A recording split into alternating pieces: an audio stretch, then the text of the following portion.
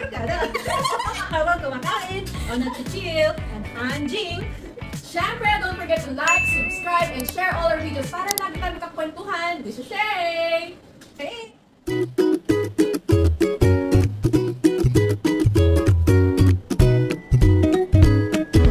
So, mga beshi, sino man nag-is na mag-YouTube channel tayo? Ba, hindi ko maintindihan kung sino kami nagagawa natin sa mga buhay natin. So, pakapala na lang talaga ito ng mukha. Siyempre. G lang, basta G lang tayo ng G. Yeah. G. So, for today's episode, ano pag-uusapan natin habang kumakain?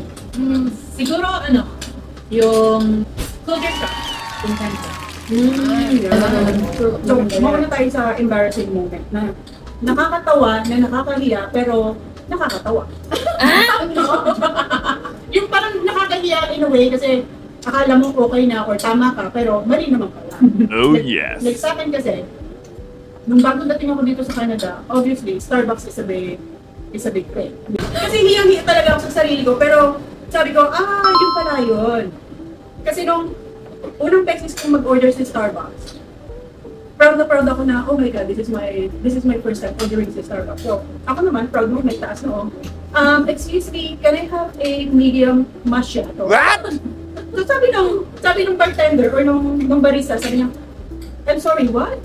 The caramel macchiato, sabi ko ganyan. Proud ka ba yan, gano'n? Oo, proud ako. The caramel macchiato. Oh, you mean the caramel macchiato? Sabi niya ganyan. Sabi ko, oh, yeah, the caramel macchiato. So, that's very... Pero syempre, patay na rin siya. Oo. Pero pagtalikod ko, sabi ko na, Here we go. oh, di ba nalalang macchiato pala yun? At least alam mo na makiato. At least now I know, di ba? So, lahat, macchiato ko, hindi macchiato. Hindi ko kayo mga order ng macchiato. Ako yung dito. Kasi very friendly ng mga taga-kanila. Yeah. Super friendly nila na they always ask about the weather. Mm-hmm. I don't know anong meron sa weather dito sa Canada, but they always ask that. Even pagpasok mo ng elevator, yung first time ko na nasa elevator ako, biglang may nagtanong sa akin, I don't know that person, tapos biglang na lang tinanong ko, oh hi, how are you? I was like, oh, hi. And then, sabi niya sa akin, what's the weather today? Hindi na ako akong weatherman, mga beshi. Ano mo? Sabi ko, it's okay. Because I don't know na it's just normal conversation here. Na it's like just a polite thing to do na you approach another person and ask them how they are, then you make a small conversation. Yes. So it's actually a nice thing na makita na ganun sila ka-friendly. They always say sorry. Yes. And thank you as well. Open the door. Very Open the door. Sometimes it's a good thing, sometimes it's actually parang nakakapagod. Oo. In a way, yes. Kasi minsan nagmamadali ka, pero ayaw mo maging impolite. Pero syempre, they're gonna make a small conversation with you, di ba? Parang, oh, like this, my dog is actually like this. And it's like, naano na ako eh, kailangan ko na, alam mo yun, Yung hindi hindi ka nang umaatras para maisip nila na, oh, okay, she needs to go. Pero, Pero, diretso pa rin sila diretso, mga yes. Parang, Wait a minute. okay. Di ba, palayo ka na eh, pero sila talagang lumalapit ulit. Oh yes, the weather's like this. So, ganun lang, anong may share mo? Culture shock? Oo. Na nagulat ka. About time management, tapos lahat may scheduling. True. Kailangan naka-schedule, pati grocery, pagpunta ng grocery store. Tayo minsan mga. hindi ka pakikipag-hangout ko sa mga friends mo. Yeah. Kailangan May schedule. Hindi pwede sa katulad sa Philippines. So, even hindi pagpasok ng kids mo, kailangan ano mo din. Sabihin mo lahat. Yeah. So, doon medyo na-stress ako. Kasi, syempre, di ba, hindi ako sanay sa pakikipag-usap sa tao. So, kailangan tumawag, in English pa. Stress din yan. Stress din. Kailangan pang mag-prank pa. Mas alam mo kung sabihin mo. Hello, I'm calling. Siyempre, it's my first time. It's my first, Kaya yun, yung adaptation ko. Medyo, yeah.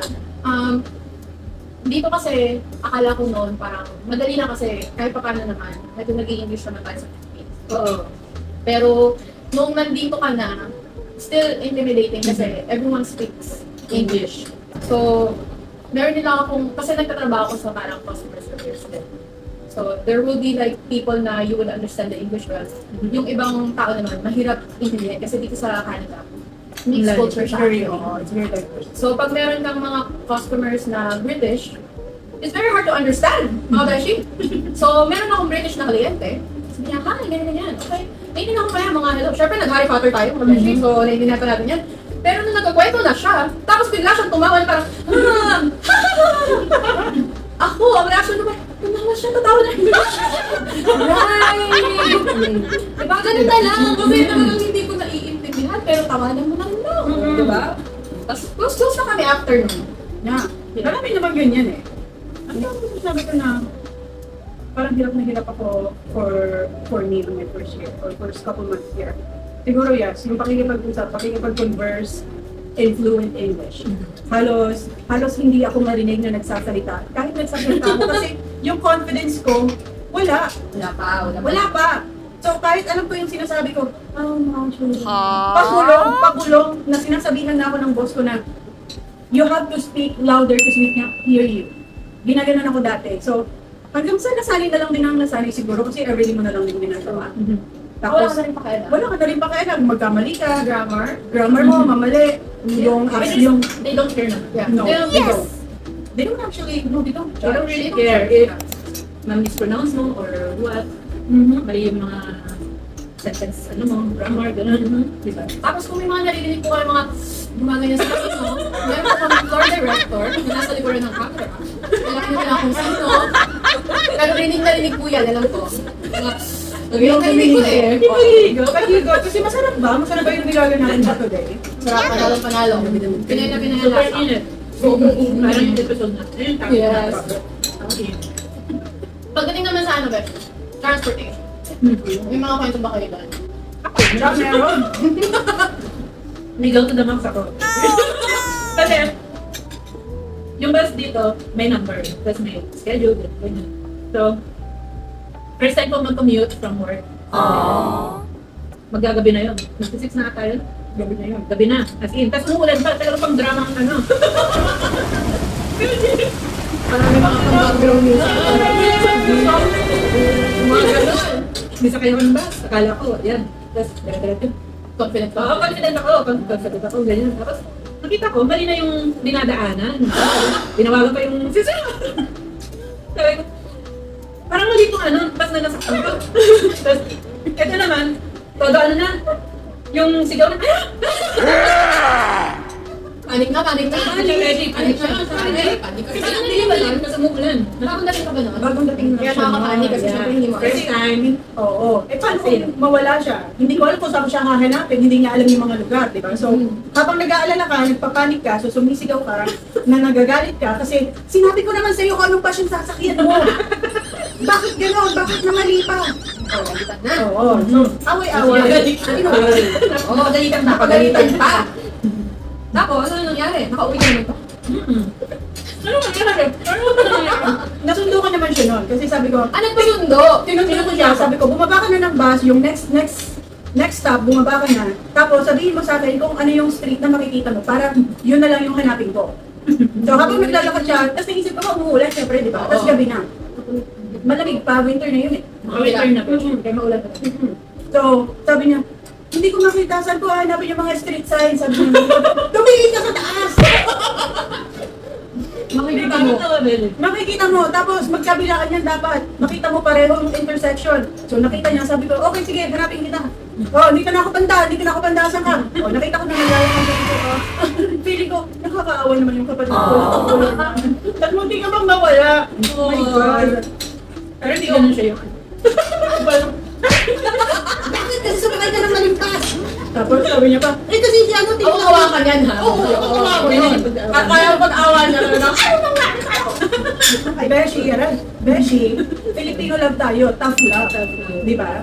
So, bakit kasi malimpas ang sinakay mo? Paano mo na, di ba may number naman yan? Eh kasi si ganito, sige niya, pagdating namin dun, sabi niya, o sige, sumakay ka. Bakit sumakay ka agad? Hindi mo pala tinag yung bus number. Hindi mo pala tinigan yung bus Oh my number. God. Ako hindi ako marunong mag-ano nun. May pool. Oh, yung Kasi nagpupul pala. Para bumaba. Hindi ko alam, Becky. Hindi ka pala Parang, oo. So parang, okay, ayun na. Akala ko din, nag-iisap sila. Nag-iisap. Kasi dito mga besh, yung bus namin, parang meron lang silang, parang naman yung bus number, alam mo naman. kung saan ako mag-stop. Ang problema, hindi ko alam na hindi pala sila mag-i-stop kung hindi may pool. So, iniintay ko siya mag-stop. So, diretso lang siya. So, bakit siya hindi siya mag-stop dun sa ano ko? Tapos, nakita ko, meron silang pinupo, tapos tumutunog. Sabi ko, bakit tumutunog? Tapos nakita ko, meron nag-pull. Ganun pala. Na kailangan mo siyang i-pull para mag-stop siya dun sa susunod na bus stop. Di ba? So, okay. Oo. So, pagbaba ko nung doon sa sumunod na stop, na bus stop, hindi ko rin alam, Besh, kung paano baba. Kasi sa likod ako punta. So, hindi nag-open yung door. So, Besh, pag ganun ko, Kala mo automatic. siyempre bago ako, hindi ako makapagsalita pa. No way! Oo, ganun lang ako. Tapos siya nasa likod ko, siya yung na-stress. Kaya, push it. Just push it. Push it. I will come to the box. Nakakahiya, pero I think, mangyayari at mangyayari siya. Kasi pag hindi mo tinry, hindi mo malalaman na ganun pala. So, Kailangan mo talagang pagdaan. kasi wala naman sa Pilipinas yun eh. pero, ay, hindi naman ganun, Beshi. Ganun na ngayon. Dalahin mo to kung maganda ka. Oo, alaga. Sa jeep, di ba? Meron lang silang certain bus stops. Kaya maganda din. Yes. So that's why you have to be on time and you have to check kung gaano katagal yung lalakarin mo. Kasi hindi pwede magpababa kayo sa akin. Kahit malayo pa yung work mo, you have to lakad. Speaking of work, gaano kahirap maghirap ng work noong unang dating mo doon? Pinagpala naman tayo ng ating Panginoon. Hindi naman ako masyadong nahirapan. But it's not yung hirap ng paghahanap. Kasi kung hindi ka mapili, maraming trabaho. Yun yung totoo. Pero pag mapili ka, at iniisip mo kung saan ka nanggaling, kung nasaan ka before, yun yung mahirap ako. Kasi dito, parang 1 month pinagtiripan niya ako ng asawa ko. Oo, ako naman magtrabaho. Kasi syempre, adapting from the environment pa rin. After nun, pasa ko. Pagpasa ko, tama ka. Yes! Walmart, ganyan, importance. Ay, happy ako nun. Kasi, syempre, may work ka na, diba? Pero kung iisipin ko na, nurse ako sa Philippines nun. Nagtatrabaho ko sa parang librarian / nurse sa school nun. So, it's a very different career. It's very big transition kasi from office, labor job. Tapos, syempre, hindi mo alam kung paano gawin. Never ako nagtrabaho sa isang coffee shop. Diba? Hindi ako nagtrabaho sa isang legal shop. So, di ko alam. Pero you have to. Kasi yes! You start it. It's like, you need to start from the very beginning. Kailangan mo talagang mag-start from yung sa pinaka-ilalim, pinaka-umpisa. Diba? Pinagdaanan naman namin natin.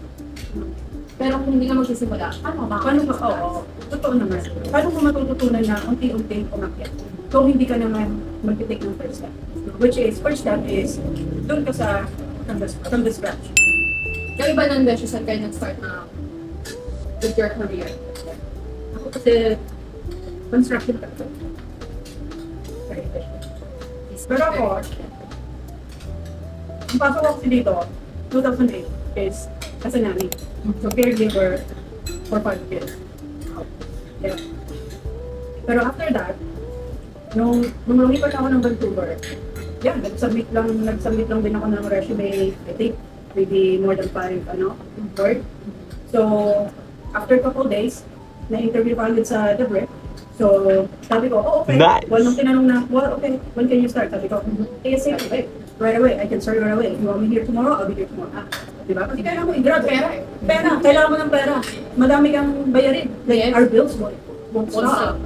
It doesn't stop. Yeah, It so, just adds up. kailangan mo lang talagang i-grab yung opportunity pag nandyan na yan. It doesn't matter what it is. Diba? Tapos syempre, nauna kabigo ka. Oh, yeah. Para syempre, tumaas ka. Kasi kailangan mo dito nun eh. Kailangan meron mong ibigay para mapansin. Para umangat. Yun. You need hard work. Hindi mo naman malalaman na kung saan ka, kung hindi mo naman susubukan. Every step or kung yung every 4 years. Pero, hindi dapat yung maging sa'yo na mag-stop ka na magpabibo. Parang kailangan mo magpabibo. Kailangan mo magpabibo. Kahit saan. Pabibukid lang ka. Kahit nga ano na yung position mo, kailangan mo ba rin magpabibo eh. You have to. You have to work hard every step of the Pakita way. sa kanila na kahit na. Pinoy, Pinoy, gano'n. Kumbaga, pride na lang ng pagiging Pinoy. Yeah. Kasi yun ang sa atin eh. Office yung diba? Office yung makakapag-access sa hirap. Yes. Ako, magandang parang office. Pero dito po, sa Canada, baliktad. Baliktad. Kung ano yung labor ko, Ano yung dirty? the harder, the dirtier the work is, mas din ang Kaya, pagpakadumi pa tayo. Para sa dirty woman. Dumihan niyo pa. I'm a very dirty girl. Wait a minute. Di pa ganun. Ano yung mag-stay tayo? Check mo galunggong, bet. Oo nga. Try naman natin ang galunggong, i-drink. Yummy. Ay, taga Beshi, ano na? Dahil na napag-sakyan yung mga Canada Chronicles. Pero dumaan pa kayo sa depression. Hindi dumating kayo. Yes. Halos lahat yata na nakaramdaman ko. I think so. Kasi, number one, yung weather, yung transitioning from Philippines, yung life sa Philippines to Canada life, is napaka-big Big difference. difference. Yan, nakaka-depress. Ano yung difference? Weather. Difference na. Tapos, kasi sa Pilipinas, iba, sa kahit anong oras, nandiyan na yung mga neighbor mo, makikipagkikalan ka, gano'n. Pero sa, dito kasi, sa Canada, after work mo, bahay, then tulog, kain tulog. Oo, mag-prepare ng dinner, then punta kayo sa park, which is 30 minutes lang kasi kailangan bumalik ka agad. Kasi parang bitin ang oras Yeah. mo pala. Para kang magkakabilan. Kasi wala kang makakausap na ibang kasimplita, kung sino yung kasama mo dito. Kapit bahay mo is palagi yung nasa Wala loob ng Nasa bahay. work din. Nasa Pero work. basic kasi mo eh. Times ko. Yeah. Wow. Yeah, ano yun? Parang my first year, parang nakakapis ako. Correct. Very person ako. Like, on and off din. Kasi, I guess, part ng ano is, nung una ko dito is ako lang mag-isa. Being a nanny, halos walang day off. Mag-day off ka, yes, pero nandun pa rin sa bahay ng employer. Di ba? Hanggang sa kung ano na lang yung mga pinagdadaan niyo sa Ako kasi buhay. live-in. Live-in kasi. So, hanggang sa lumipat, and then, lumipat ka, doon mo na na-realize na, oh my God, I have to pay my rent, I have to do everything for myself, by myself. Tapos, hindi pala nagiging sapat kagad yung kikitain mo outside. Kasi, ikaw naman yung shoulder ng buong rent mo. Di ba? Money is very, parang lahat ito is, oo, every penny counts. So, dumating din ako sa point na halos walang-wala. Ultimo, pambili ko ng contacts ko, naubusan na ako ng contact lens that time. Wala akong mailabas. Credit card ko is maxed out. Wala akong savings. Wala akong pambili. So, nagigising ako ng umaga, umiiyak, thinking, oh my God, bakit buhay pa ako? Bakit nagising ako? Dumating din ako sa point na gano'n. Tapos pag mulat mo ang wala kang connection. Malabo. Alam mo yung buhay. Oo. So, iyak ako na iyak nun kasi at the same time, ano ba? At the same time, yung mga tao sa Pilipinas is hindi naman nila nare-realize na, oh, hindi pala pinupulot ang pera. Ganun kadali. Yes. Kasi minsan sasabihin nila, oh, nasa Canada ka. Ganito yung per dollar, like, ganito yung conversion nila sa Pilipinas. Yung, oh, magkano sahod mo? So, yung isang dollar ng Canadian dollar is 41 pesos. So, bakit wala kang pera? Ganon. Or pag may nanghiram sa'yo, nanghingi, wala kang bibigay, napakadami. Baka lang ano lang, sa libo lang mo. Oo. Hindi naman sa lahat ng family or friends na ganon is, ganon yung mga sinasabi. Pero, lahat naman tayo dumadaan sa point na akala ng mga pamilya natin sa Pilipinas or friends or relatives or anyone kakilala is pag nasa Canada ka, mapera ka. Yeah. May Akala nila, ano? Madain. Mm-mm. Diba? Madain. But, hindi nila alam, upgraded din ng mga bills. Yes. Dollars din po ang mga bills Dollars dito. din ang bills. So, kung ano yung binabayaran mo sa Philippines, dodoble din yun. Tapos sa Philippines, may bahay kayo, wala ka Wala na renta. kayo. Dito, meron. Dito meron. So, mahirap. Hirap mo. Sila lahat may tax. Kasi sa mga nakaka-depress mo kasi inisip mo na over ka ng work. Pero, dumadating ka sa point na, mag-work lang ba ako kasi napapayang ng bills. It's very hard. Parang hindi mo kayang magpahinga. Kasi marami kang bayarin. Oo. Kasi your bills won't stop. Pag napagod ka, hindi naman mapapagod yung bills mo. It will add up. It will add up. Exactly. Pag nagbakasyon ka, hindi nagbakasyon yung mga boss mo. Hindi naman makababang Pero, paano nyo na-overcome yung depression? Pag-accept. Yeah. Acceptance is acceptance is the key. Na, it's like, kailangan mong damahin or let yourself be on that bottom. Tapos, kumbaga, let it, kumbaga, gamitin mo yon as, ano tawag doon? As something, Inspiration. like, an inspiration para umangat ka pa. Di ba? Kasi, Na obviously, hindi pwedeng nandito hindi lang. pwedeng nandito lang ako. Hindi pwedeng nagbibilang lang ako ng bills o nagtatrabaho lang ako para Oo. magbayad ng bills. Totoo. Kasi, di ba, okay, I feel sorry for myself. Wala na akong pambayad, gipit na ako, everything is like negative, gano'n. Tapos may isip mo, kung magsusorry ka lang sa sarili mo na, hindi ko na kaya, ayoko na, pagod na ako, nothing will happen. Nothing will change. Yes! Kumbaga, imbis na nandun ka lang, lulubog ka pa ng lulubog. So, Sa sadness mo, sa frustrations Yes. mo, kakainin ka lahat mo. hindi ka pwedeng magpakain sa depression mo. You have to actually resurface on your And own. you have to help yourself too. Oh, yes. Kasi wala namang tutulong sa'yo. Walang tutulong sa'yo. Ikaw lang. Well, even yung family mo, your family also is struggling. Halimbawa may family ka dito, they also have their own struggles. So, wala ka talaga ditong masasandalan kundi sarili mo. Walang iba mag-aangat sa'yo dito kundi sarili mo. True. Sarili mo na magpupush sa'yo na, hanggang dito na Kailangan lang ba ako? lumangon. Kailangan Yeah, lumangon. hanggang dito na lang ba ako? No. Pero dadaan ka dapat doon, di ba? You have to like start at the very bottom para ma-push mo yung sarili mo. Yes. Oo. And you have to balance it out. Na, okay, ngayon puro bills ako. But in the future, kailangan meron na akong travel. Kailangan meron akong pambili ng ganito. Kasi you have to reward yourself din.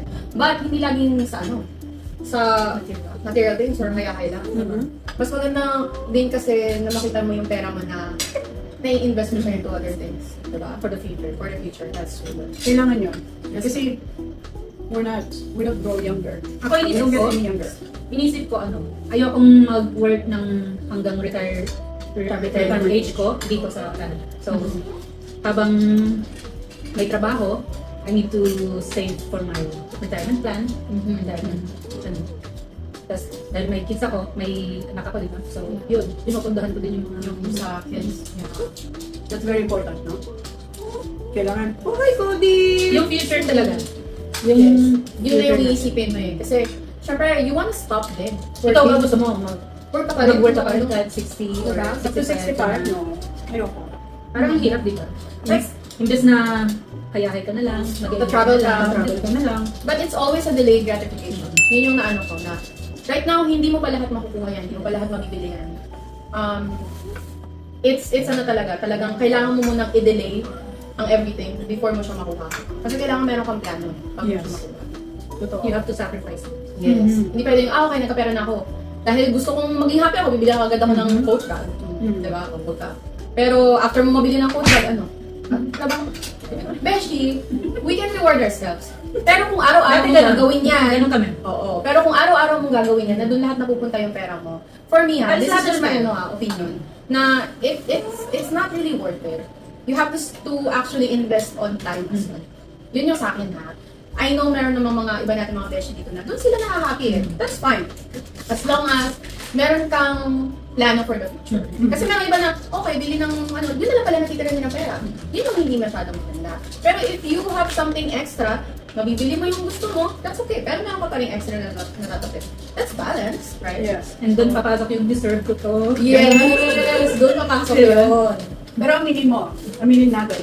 Like, ngayon, like, where we are now, may savings ka, may mga gusto ka, pero hindi mo na binibili. Kasi napagdaanan mo na yung nandun ka sa bottom. Na Paano mo na bumalik? ayaw mo nang bumalik. Kung gagalawin ko tong savings ko for this happiness, just for this one bag, Just or for one that, for this oo. shoes. Diba? Parang, It's not worth it. Hindi ko naman kailangan meron pa akong ginagamit. True, that's true. Diba? That's true. Kasi nandun na ako sa point na, ang ganda, ayoko. Mahal. Magkano to? Diba? Magkano? Naka-sale ba? Gagawin Oh, diba? ko Work. Oo. Paano ko Right now, gagawin sabi ko na, tayo tatlo naman, like, yung buhay natin ngayon is in a balance, no? Kasi parang meron tayong something na for work, Yes. meron tayo ng savings, meron tayo ng investment. Then you have your focus on your goal. True. Mainly. We have our goals. Yes. Ang ganda nga mga Yes! Pero, kung may chance, mga beshi, kung hindi pera ka, would you rather stay sa Philippines or sa Canada? Hindi pera ha. Like, kung ano yung kakitain ko dito, makikita ko din sa Philippines. Pero mabibili ko dito, mabibili ko din sa Philippines. So, babalik ka ba or magstay ka ba sa Philippines or dito sa Canada? You mean pag stable ka na? Or Like, walang Right kaso. now. Money Right is now. not Oo, kaso. walang kaso talaga. What? Money is not kaso. Money is Oo. not Philippines. Philippines. Bakit? Kasi,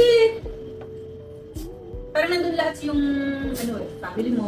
Kung okay naman yung life mo doon, Money-wise. kung financially stable ka naman, ba't ka pa pupunta ng Canada? Kasi kung stable ako sa Philippines, Hindi ka pupunta dito. Ikaw ba siya? Parang nahirapan ako. Oh? Gusto ko mag-retire sa Philippines. Yes. 100%. Pero, ngayon, na habang kumikita ako, or kung ano yung kinikita ko dito, kikitain ko sa Pilipinas, I think I'd rather stay in Canada. Why? Kasi, although, family-wise, friends, mas marami sa Pilipinas, obviously. Pero parang, Canada is more secured. Health benefits, cleaner environment. I think everything is accessible. From your health to whatever you need. Walang construction. Walang, Walang mga mga hidden constructions. exactly. Yung binabayad mong tax dito, yung kinukuha nilang tax dito is nakikita mo, napapakinabangan mo. You go to the hospital, gusto mo lang magpa-x-ray kasi may masakit sa'yo. Okay, they'll take you in at no charge. Kasi you have your medical benefits. Diba? That's true. That's true. So, yeah, everything is accessible. Kung wala kang sasakyan, ang dali mag-commute. Mag-bus, yeah. Ang dali mag-bus. Hindi ganun ka-heavy yung traffic. Hindi kayo makikipagbungguan or makikipag, like, sa LRT. Paglabanan. Oo. So, yeah, I think, Yeah, I think- Siksikan. Canada, habang bata ako, I think I'd rather stay in Canada. For those reasons. Ikaw, Dash. Parang ang hirap, no? Ang hirap eh. Kasi, wini-weigh ko din yung sinasabi ni Besh Jean na parang, nandun Yung yung family. family, diba? Masaya doon eh. Tapos, pero dito sa Canada, nandito yung parang hindi ko yung ganito, ganyan. Nakikita mo yung worth Yung ng pera comfort, mo, yes. yung comfort niya. Hindi naman natin sinasabi na hindi ganun. Hindi Ako sa Philippines, diba? Yes. Pero I mean, let's be real na yun yung mga advantages kaya tayo pupunta sa ibang bansa. But I guess I'll probably Philippines din. Philippines din ako. Kasi syempre, ganun din. Kasi dito, dito kasi kahit kahit pa sabihin mong you can parang labanan yung depression. Mas mahirap labanan kasi wala yung constant Wala yung core mo. Oo, Family. family mo. Wala yung mga pinsan mo, ganyan. Kasi ganun yung kinalakihan ko sa Philippines eh. Parang, punta lang ako kapitbahay. Okay lang chikahan, ganun na diba? Dito schedule everything. So, mahirap talaga. So, I will choose Philippines pa din. Kung walang issue sa pera. Yeah. Pero dahil may issue sa pera. Canada muna tayo. Dahil dyan, mga bashi, gusto natin tanongin yung mga mga viewers natin. Yung napakadami natin viewers, yung napakadami natin napakadami na. So, yung mga 10 subscribers namin dyan, na sigurado na, ay, mag-share naman kayo kung ano yung mga experience niyo here dito sa Canada. Especially yung mga beshi natin nasa Canada. Ano yung mga experiences niyo here dito sa Canada na nakakatawa, funny, pero Culture shock. Yes. Learning experience, ganyan. Siyempre, gusto din natin yung susunod nating episode. Ano ba yung susunod nating episode? Susunod natin episode. Ano yung susunod nating episode? Tungkol ba saan? I think kailangan pag-usapan natin since nandito na tayo lahat sa Canada is gaano ba yung karamihan problema ng mga millennials, gaano ba kahirap makahanap ng true love sa Canada? Medyo mahirap yun. Makakahanap ka ba? Kayo nakahanap na. Yeah, i-share ang video, i-like at i-subscribe ang aming channel. And of course, mag-comment kayo dun sa mga nakahanap na ng true love, mga hindi pa nakakahanap ng true love. Welcome na welcome kayo sa aming platform. Medyo kasi ako na Platform. Okay mga beshi, hanggang sa susunod na